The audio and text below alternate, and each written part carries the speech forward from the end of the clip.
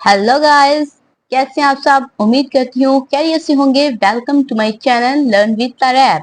तो आज हमारी सीरीज का 7वां लेक्चर है, जो कि हम के अजीज की किताब द मेकिंग ऑफ पाकिस्तान का उर्दू तर्जुमा पेश कर रहे हैं, और उसके साथ साथ कुछ क्रिटिकल एनालिसिस और उस चंक में से कोटेशंस और वोकैबुलरी भी हम आपको प्रोवाइड करते हैं। इस लेक्चर में हम जानेंगे कि किस तरह से हिंदू और मुसलमानों ने जो तहरीकें चलाई और बरतानिया के ऊपर एक बड़ा जबरदस्त किस्म का प्रेशर बिल्ड किया। इसके बावजूद भी तहरीके खिलाफत की जो गोल थे, जो मकासद थे, उनको अचीव करने में नाकाम रहे। वो कौन सी वजूहात थी जिसकी वजह से वो उनको हासिल नहीं कर सके। और दूसरी चीज ये हम देखेंगे कि ये जो 1911 से ऑनवर्ड हिंदू मुस्लिम इत्तेहाद की एक बड़ी खूबसूरत फजा चल रही थी, मोहब्बत और यगानगत के जो जज्बात थे, वो किस तरह से फसादात में बदल जाते हैं और हिंदू और मुस्लिम एक दूसरे के दुश्मन बन के खड़े हो जाते हैं, और बरतानिया की तरफ देखते हैं कि वो उन्हें इस खून खराबे और इस कत्लो गारतगरी से बचाएं। तो आइए जानते हैं इस लेक्चर में। जंगे अजीम अव्वल के खत्म होने पर हिंदुस्तानी मुसलमानों ने बरतानवी हुकूमत पर इस तरह का प्रेशर बिल्ड किया कि उसे अपने रवैये पे नजरसानी करनी पड़ी। मुआहदा लौज़ान, जिसने सेवरे जैसे सख्त तरीन मुआहदे की जगह ली, ने हिंदुस्तानी मुसलमानों को मुतमईन कर दिया। हालांकि ये इत्मीनान मुख्तसर मुद्दत के लिए था। जब मुस्तफा कमाल ने खिलाफत का इदारा खत्म कर दिया और सल्तनत का भी खात्मा कर दिया, तो हिंदुस्तानी मुसलमानों में मायूसी और कदामत पसंदों में खौफो हरास फैल गया।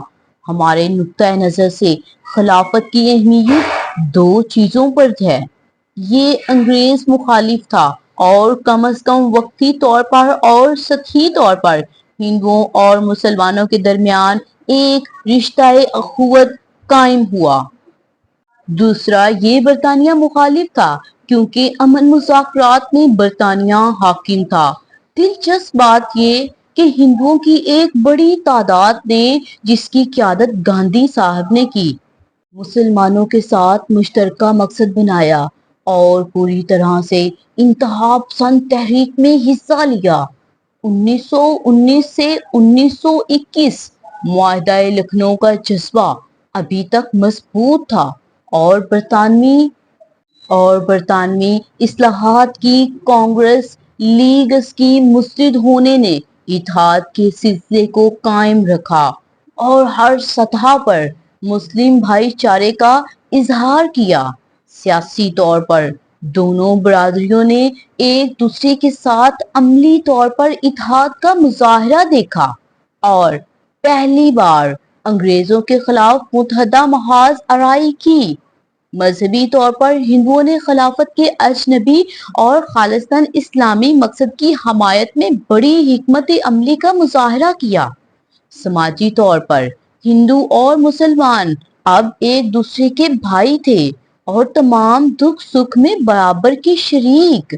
ये नई दोस्ती इतनी ठोस और मजबूत थी कि कुछ हिंदू मजहबी रहनुमा, जिनको इस्लाम के नाकाबिले माफी दुश्मन करार दिया गया था, उन्हें मुसलमानों ने दिल्ली की शाही मस्जिद के मिंबर से तबलीग की दावत दी।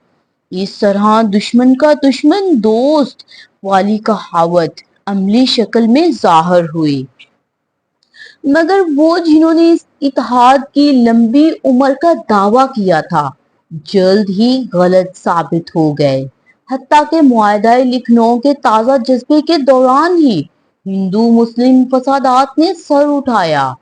पटना हिंदू हजूम के हत्थे चढ़ गया और जानलेवा जोश के साथ सर तोड़ दिए गए। इन हंगामों पर हुकूमती करारदाद में कोई लफ्ज तक ना बोला गया और ऐलान किया गया कि इस तरह की खून रेजी के लिए 1857 में वापस जाना पड़ेगा। इसके बाद लातादाद छोटे बड़े फसादात हुए, मगर 1921 में जब मालाबार में फिरका वाराना फसादात फूटे तो बात हद से गुजर गई।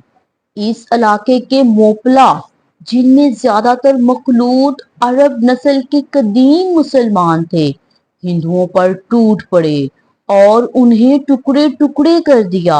हमला इतना शदीद और इतना वसी था कि फौज को बुलाना पड़ा। اور کئی مہینوں تک مالابار مارشل لا کے تحت رہا۔ ایک جھٹکے میں احتیاط سے پرورش پانے اتحاد ریزہ ریزہ ہو گیا۔ زندگی کے کسی شعبے میں دو قومیں پھر کبھی ایک ساتھ نہیں آئیں۔ لکھنؤ کا جذبہ مر چکا تھا۔ کیا یہ فسادات 1919 کی اصلاحات سے منسلک تھے؟ کچھ لوگوں نے ایسا سوچا اور ان کی بنیادی دلیل یہ تھی کہ الگ الگ انتخابی حلقوں کی فراہمی اس بگاڑ کی ذمہ دار ہے۔ لیکن یہ شک کوئی نئی تو نہیں تھی۔ اس کی تاریخ 1909 سے تھی۔ یہ بھی دلیل دی جا سکتی ہے کہ فرقہ وارانہ نمائندگی کی منسوخی اور بھی زیادہ پرتشدد تصادم کو ہوا دے گی۔ ایک اور سوال کہ کیا کوئی مزید اصلاحات ہندوستانی انتشار کے پیش نظر ممکن ہے؟ دا ٹائمز کا تبصرہ دانشمندانہ اور پروقار تھا۔ اصلاحات کی اگلی قسط مذہبی اور سیاسی اقلیتوں کے حقوق کے تحفظ اور صوبائی حکومتوں کے مخصوص اختیارات کو برقرار رکھنے کے لیے جاری کی جائیں گی۔ ان لوگوں کے لیے جنہوں نے ان فسادات کو ایک رد عمل سمجھا، جریدے نے متعلقہ سوال کا جواب دیا: کیا طاقتور اقلیتوں کو قوی شکایات کے ساتھ پیش کرکے یا ہندوستانی سیاسی اتحاد کو برقرار رکھنے کے لیے ضروری اختیارات سے ایگزیکٹو کو محروم کرنے کی کوشش کرکے ہندوستانی قومیت کو فروغ دیا جا سکتا ہے؟ کیا ہندوستانی قومی اتحاد ایک سادہ اور ناقابل تردید حقیقت بن سکتا ہے؟ ان سوالات کے جوابات ہم آئندہ لیکچر میں جانیں گے۔ بہت شکریہ۔